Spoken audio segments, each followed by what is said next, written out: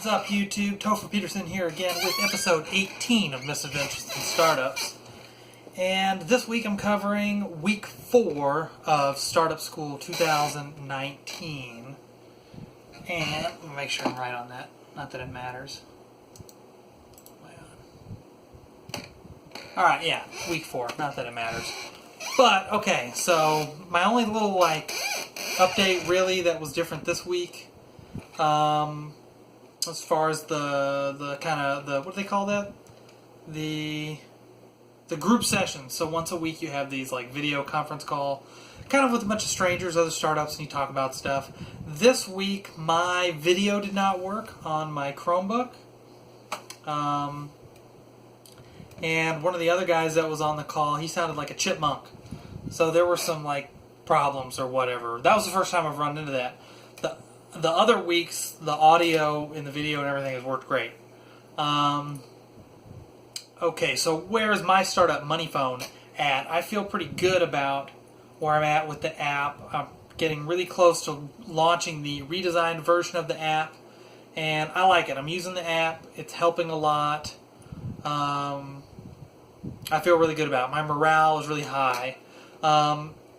Earlier today, about an hour before the Startup School group session, I met with my friend Samir Khan, founder of lightningshare.app. He's also doing Startup School this year. He also did Pioneer, the month before that. And I'm just going to give a little update on, we went out to eat tonight after work, and I'm going to, talk about where his startup is at. So he does not feel good about where his app is at.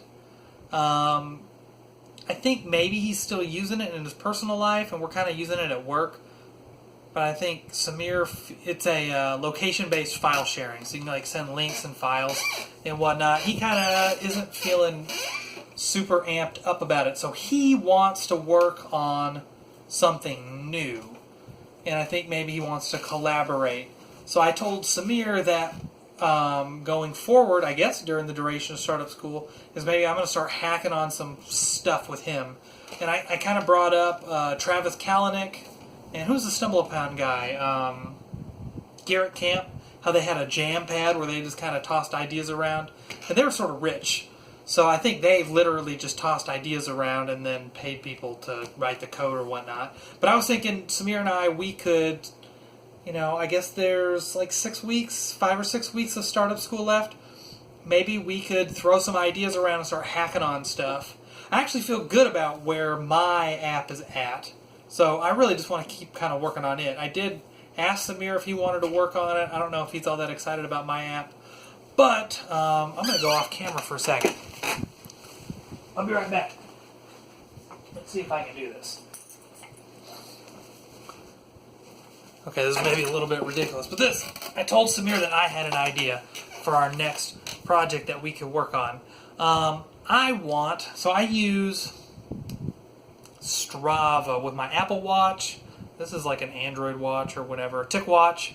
I don't usually use it on there, but I really like fitness apps. But so far, I don't think there's a really good fitness app for weightlifting. So I found in my personal life, I have been doing more and more cardio, running and biking and stuff because of Strava, because I can use it on my watch or whatever, and I don't have to pay for a gym membership.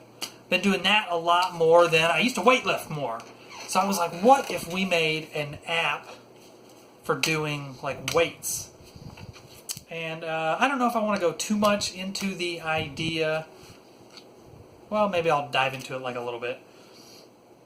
So if anybody, I don't really have any viewers, but if somebody happens to watch this and you're familiar with the Joe Rogan podcast and Sober October, that's a competition on Joe Rogan where he and 3 of his friends, they quit drinking for a month, and they do this fitness competition. And I have no idea how they actually keep track of it, but it's really cool. It's really popular on the podcast. And I don't know, the winner wins something, the loser has to give something up. It's really cool. It's kind of a fan favorite thing on the Joe Rogan podcast. But I don't know how they actually record stuff. So kind of my idea was, what if I could recreate the Sober October experience for everybody out there, like a fitness kind of challenged kind of deal. But what if we put like IoT sensors and some weights? Because if you just made it like an app to do something like this, you could just cheat and enter in, like I did 500 push-ups when let's say you really didn't do 500 push-ups. If you're just doing a fitness tracker app, I guess you could do the manual entry. But I don't know. That was the idea that I told Samir a whole bunch of ideas that I had been bouncing around in my head. But this one I thought was like a good idea. Like I thought this looked like a genius idea. But we don't really know anything about hardware, so we've been investigating like IoT stuff. I guess Google kind of killed off Android IoT or Android things. But it looks like, let's see if I grab my Raspberry Pi. Got a Raspberry Pi here for work in a box. So I think Microsoft makes, what's it called? It's an operating system for the Pi. And maybe it works with Arduinos too. But it's like an operating system for the Pi. It's called Windows 10 IoT Core or something like that. So we're going to maybe play around with that and see if we can like build a dumbbell or a barbell or something like that that's got like a Raspberry Pi and some kind of sensor. I was looking up online. Where is this thing? Is it still up here?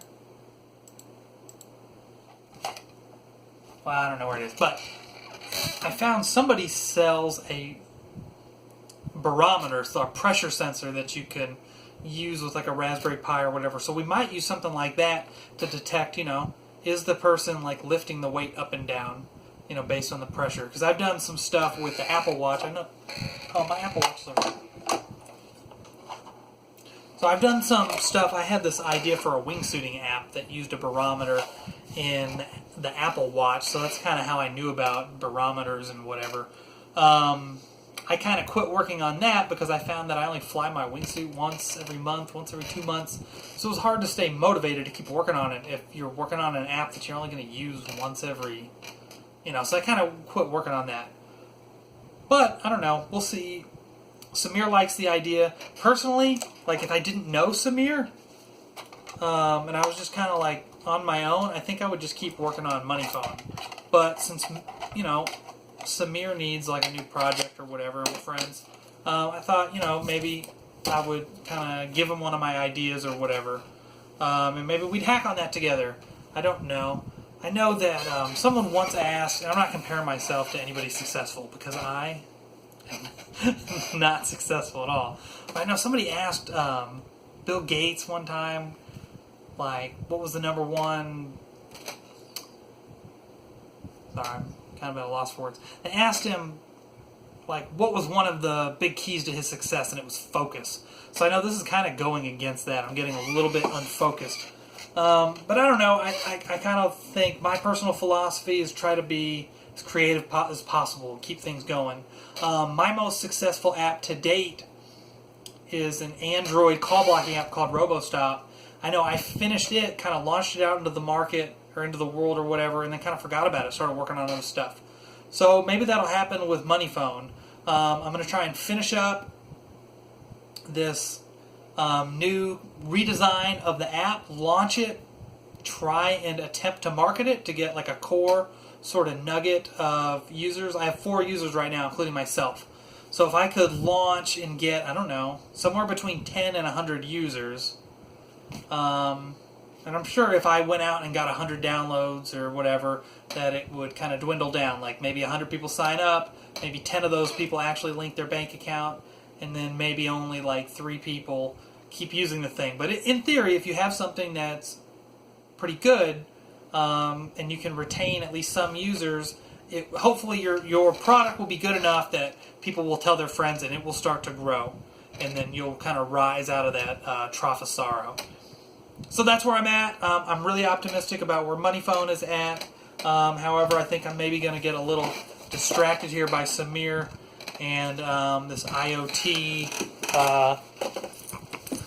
weightlifting app. But that's all I got for today. See you next episode on Misadventures in Startups.